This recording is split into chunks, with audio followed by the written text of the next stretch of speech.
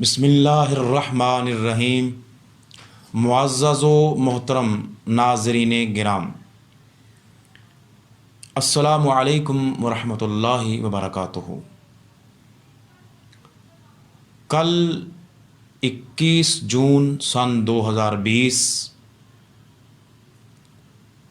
پاکستان میں سال کا طویل ترین دن ہے۔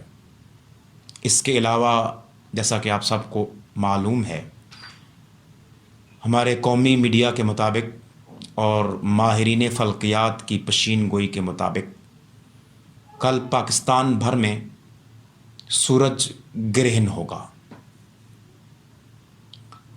اسلام میں سورج گرہن یا چاند گرہن، اس کے متعلق بنیادی بات یہ بتائی گئی ہے کہ یہ سورج، یہ چاند اور اجرام سماوی اور مجموعہ ہائے نجوم، یہ کہکشاں، یہ سٹارز، یہ مون، یہ سن، یہ سارے کے سارے اللہ تبارک و تعالیٰ کے حکم کے تابع ہیں۔ ان کو اللہ تعالیٰ کی نشانیوں میں سے نشانیاں کہا گیا ہے۔ یہ اللہ تبارک و تعالیٰ کے دیے ہوئے حکم کے مطابق اپنے اپنے مدار میں چل رہے ہیں، اور اللہ تبارک و تعالیٰ اپنی حکمت، اپنی مشیت، اپنی تقدیر کے مطابق اس میں روشنی دے رہا ہے۔ یہ روشن ہوتے ہیں، یہ طلوع ہوتے ہیں، یہ غروب ہوتے ہیں، اور یہ چاند گرہن یا سورج گرہن یہ بھی تقدیر الہی کے مطابق ہوتا ہے۔ اس کے متعلق بہت سی توہمات ہیں۔ ہر قوم، ہر معاشرے میں طرح طرح کے باتیں ہیں، اور بعثت اسلام سے پہلے بھی عرب میں بھی کئی کہانیاں تھیں، مگر اسلام نے اس کو ٹوٹلاً اور بالکل اس کو کالعدم قرار دیا، اور یہ توہم کو ختم کرتے ہوئے فرمایا کہ یہ تقدیر الہی ہے، یہ امر الہی ہے۔ تو سورج کے متعلق یہ کہا جاتا ہے، اور یہ سائنس بھی مانتی ہے کہ یہ اپنے کہکشاں کے مرکز کے گرد چکر لگاتا ہے، اور اس کو قرآن پاک میں سورہ یاسین آیت نمبر 38 میں بھی بیان فرمایا ہے۔ خالق کائنات اللہ جل وعلا نے ارشاد فرمایا، وَالشَّمْسُ تَجْرِي لِمُسْتَقِرٍّ لَهَا ذَلِكَ تَقْدِيرُ الْعَزِيزِ الْعَلِيمِ۔ ارشاد فرمایا، اور سورج ہمیشہ اپنی مقررہ منزل کے لیے بغیر رکے چلتا رہتا ہے، یہ بڑے غالب، بہت علم والے رب کی تقدیر ہے۔ معزز ناظرین، آپ نے دیکھا، فرمایا ذالک تقدیر العزیز العلیم۔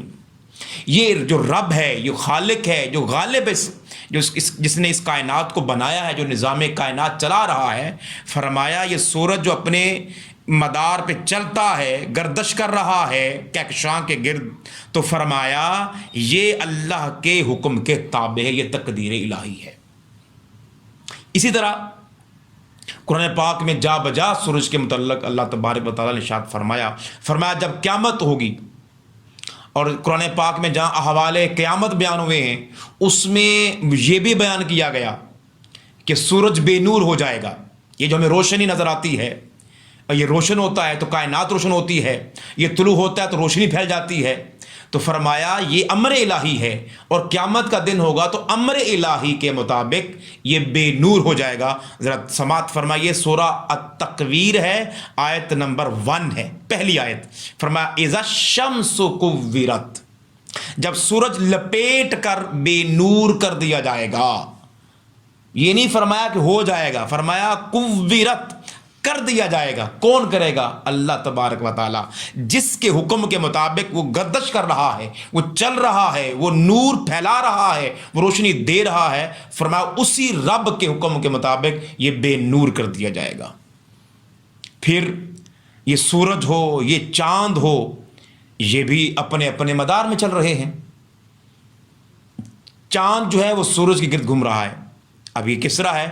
ذرا سماعت فرمائیے، سورہ الرحمن ہے، آیت نمبر 5 ہے۔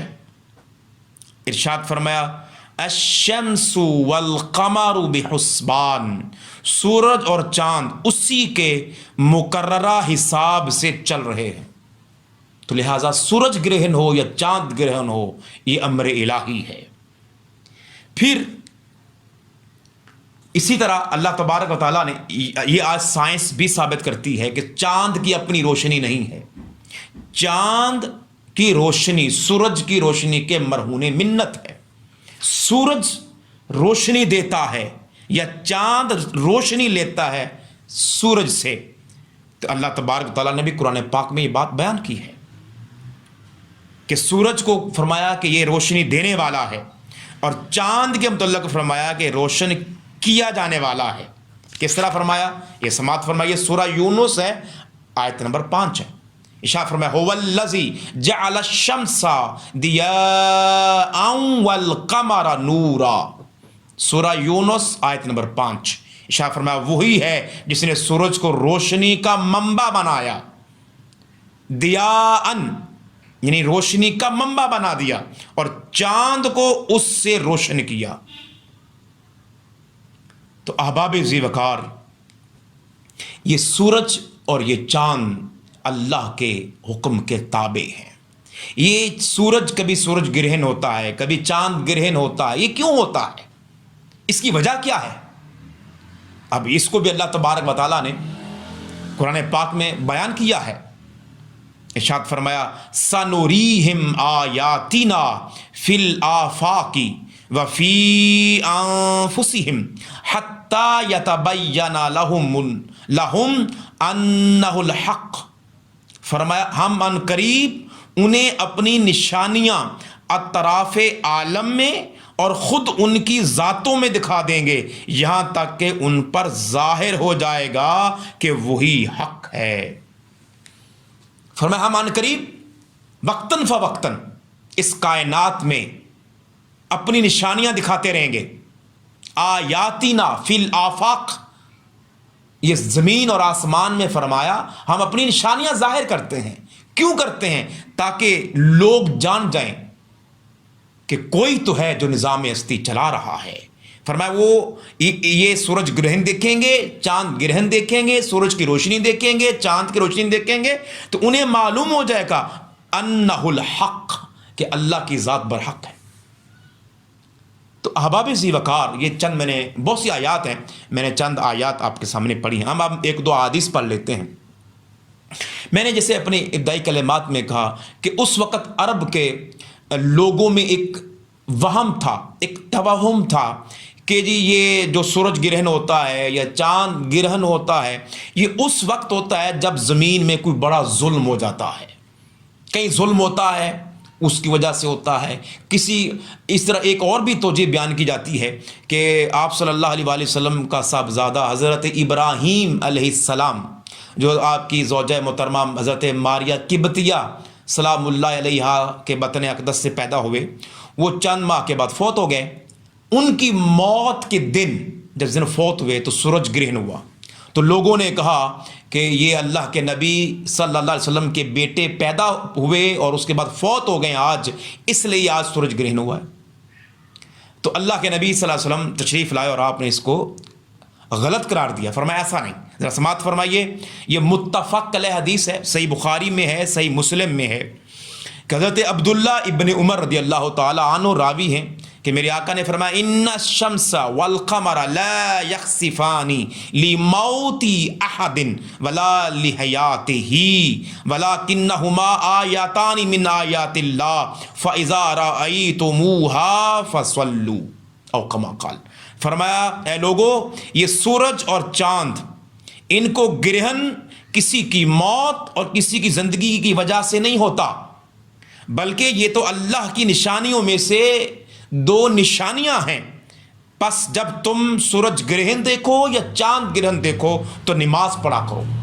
تو اللہ تبارک و تعالیٰ کے پیارے نبی صلی اللہ علیہ وسلم اس وہم کو ختم کر رہے ہیں کہ یہ سورج گرہن یا چاند گرہن کا ہونا یہ کسی کے پیدا ہونے یا کسی کے موت پر نہیں ہوتا، بلکہ یہ اللہ کی نشانیاں ہیں، جو قرآن نے کہا کہ ہم ان قریب اپنی نشانیاں دکھائیں گے، تو اللہ کے نبی صلی اللہ علیہ وسلم بھی یہی بیان فرما رہے ہیں۔ اسی طرح حضرت ابو موسیٰ رضی اللہ تعالی عنہ سے بھی مروی ہے، یہ بھی متفق علیہ حدیث ہے، صحیح بخاری جلد نمبر 1 حدیث کا نمبر ہے 1010، صحیح مسلم جلد 2 ہے، حدیث کا نمبر ہے 628۔ تو حضرت ابو موسیٰ اشعری رضی اللہ تعالی عنہ سے روایت ہے کہ میرے آقا صلی اللہ علیہ وسلم نے ارشاد فرمایا، خسفت الشمس، کہ ایک دن ایسا ہوا کہ سورج گرہن ہو گیا، اور میرے آقا اب آپ اس سے یہ بھی پتہ چلا کہ جب سورج گرہن ہو تو کیا کرنا چاہیے۔ تو فقام النبی صلی اللہ علیہ وسلم فزعا، آپ صلی اللہ علیہ وسلم بڑے غمناک تھے، پریشان تھے، آپ جلدی سے اٹھے، یخشا ان تکون الساعہ، راوی فرماتے ہیں کہ ایسے لگا آپ پہ ایسی کیفیت تھی غم کی کہ جیسے کوئی قیامت آ گئی ہو۔ فأتی المسجد، سورج گرہن لگا ہوا ہے اور آپ کے اوپر ایک کیفیت طاری ہے غم کی، خوف کی، خوف الہی کی اور تواضع کی، انکساری کی، عاجزی کی، بندگی کی، یہ ساری کیفیات تھیں۔ آپ مسجد میں تشریف لائے، فصلی، آپ نے نماز ادا فرمائی۔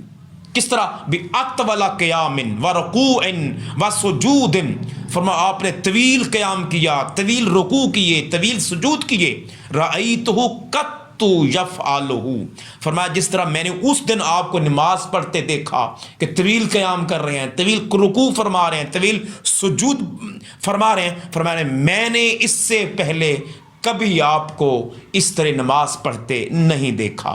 وقال، پھر آپ نے خطاب فرمایا صحابہ سے، فرمایا هذه الآیات التي يرسل اللہ، فرمایا لوگو یہ سورج گرہن، یہ چاند گرہن، یہ اللہ کی نشانیاں ہیں جن کو اللہ تبارک و تعالی خود بھیجتا ہے۔